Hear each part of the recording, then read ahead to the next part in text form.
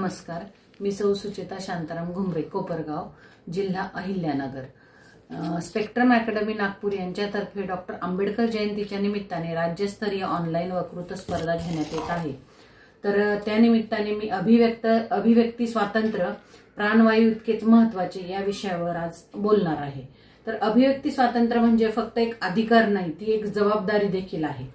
आणि जसे मनुष्याला जगण्यासाठी प्राणवायू लागतो, तसेच मनुष्याच्या मनाच्या, भावनांच्या आणि विचारांच्या जगण्यासाठी अभिव्यक्ती स्वातंत्र्य हे आवश्यक असते। प्राणवायू नसला की शरीर श्वास घेणं थांबतं आणि आपण जिवंत राहू। त्याची भावना व्यक्त करण्यासाठी, मोकळेपणाने व्यक्त करण्यासाठी करता नाही आले तर वैचारिक दृष्ट्या, भावनिक, मानसिक दृष्ट्या तो व्यक्त होण्याचे थांबत असतो। तर आपण सर्वांचा वावर हा एका लोकशाहीत आहे। त्यामध्ये स्वातंत्र्य, बंधुता आणि समानता या मूल्यांवर आधारित आपल्या राष्ट्राची उभारणी झालेली आहे।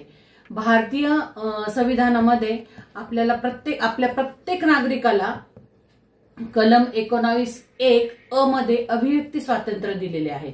त्यामुळे आपण कोणतीही गोष्ट लिहू शकतो, बोलू शकतो, मांडू शकतो, चित्र, कविता, लेख या माध्यमातून व्यक्त होऊ शकतो। पण सर्वांना हे पण सांगू इच्छिते की आपण आपले विचार मांडताना आपण कोणाच्या भावना दुखावल्या जाणार नाही, समाजात एकोपा राहील हेही लक्षात घेतले पाहिजे।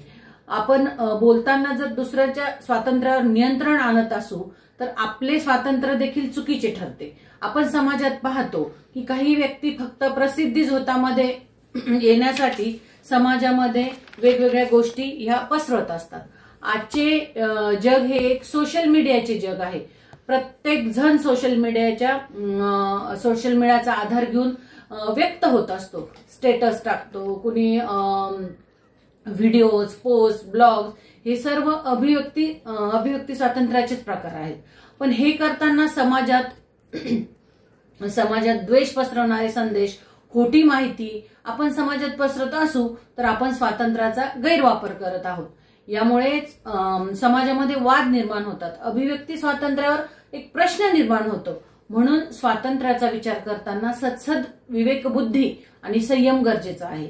इतिहासात पाहिले तर आपल्याला डॉक्टर बाबासाहेब आंबेडकर, महात्मा गांधी, लोकमान्य टिळक या थोर व्यक्तींनी अभिव्यक्ती स्वातंत्र्याचा उपयोग करून देशासाठी लढा दिला, देशासाठी भाषण केले, लेख याद्वारे देशाला जागं केलं आणि देशामध्ये क्रांती निर्माण केली। अभिव्यक्ती स्वातंत्र्यामुळेच पत्रकार समाजातले प्रश्न सर्वांसमोर आणतो, लेखक कल्पना मांडू शकतो, तसेच नागरिक देखील सरकारला प्रश्न विचारू शकते। अशा प्रकारे सत्याचा आवाज समाजात पोहोचत असतो। डॉक्टर बाबासाहेब आंबेडकरांनी शिका, संघटित व्हा, संघर्ष करा हे सांगितले। हेच त्यांचे विचार मांडण्याचे साधन होते।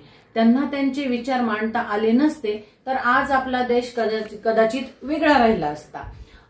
आता एक उदाहरणादाखल तुम्हाला सांगते की आपण अशा एखाद्या ठिकाणी गेलो की तिथे एकदम बंदिस्त जागा आहे, आपल्याला श्वास घेणे देखील खूप अवघड होतंय, तसेच माणसाला देखील त्याचे विचार मांडता येत नाही।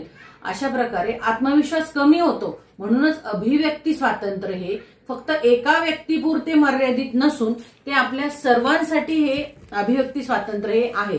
आपले मत मांडताना आपण दुसऱ्याच्या अधिकारांचा आदर ठेवणे गरजेचं असतं। आपण आपली मते ठामपणे जरूर मांडावीत, मांडू नये असे नाही, पण समाजात द्वेष पसरणार नाही, फूट पसरणार नाही याची काळजी देखील घ्यावी। अशा प्रकारे आपण निश्चय करू, आपण आपले विचार मोकळेपणाने मांडू, जबाबदारीने स्वातंत्र्य जपू, अभिव्यक्ती करू, पण सौजन्य व सन्मानाने। शेवटी एवढंच सांगू इच्छिते, अभिव्यक्ती स्वातंत्र्य ही लोकशाहीची श्वासक्रिया आहे। जसे की श्वासाशिवाय आपण राहू शकत नाही, जिवंत राहू शकत नाही, तसेच अभिव्यक्तीशिवाय समाजाची प्रगती होणे शक्य नाही। आपल्या सर्वांना अधिकाराचा सन्मान ठेवून तो योग्य प्रकारे वापरण्याची एक नितांत आवश्यकता आहे। धन्यवाद। जय हिंद, जय महाराष्ट्र। श्रोते प्रेक्षक हो, तुम्हाला आमच्या स्पर्धकाचा व्हिडिओ नक्कीच आवडला असेल। आता या स्पर्धकाला विजयी करण्यासाठी तुम्ही देखील मदत करू शकता। त्यासाठी तुम्हाला या व्हिडिओला लाईक करायचे आहे, स्पर्धकाला प्रेरित करण्यासाठी किंवा या विषयावर तुमचे मत कमेंट मध्ये व्यक्त करायचे आहे। त्याचबरोबर या स्पर्धकाचा व्हिडिओ जास्तीत जास्त लोकांपर्यंत शेअर देखील करायचा आहे। स्पेक्ट्रम अकॅडमी स्पर्धा परीक्षांच्या तयारीसोबतच महाराष्ट्राच्या कानाकोपऱ्यात विविध शैक्षणिक आणि सामाजिक उपक्रमांचे आयोजन करीत असते। ही स्पर्धा अशाच उपक्रमांचा एक भाग आहे। तुम्ही देखील स्पेक्ट्रमच्या या परिवारात सामील होऊ शकता। स्पेक्ट्रमच्या विविध उपक्रमांची अपडेट मिळवण्यासाठी या YouTube चॅनलला सबस्क्राईब करायला विसरू नका। व्हिडिओ शेवटपर्यंत पाहिल्याबद्दल आपले मनपूर्वक आभार।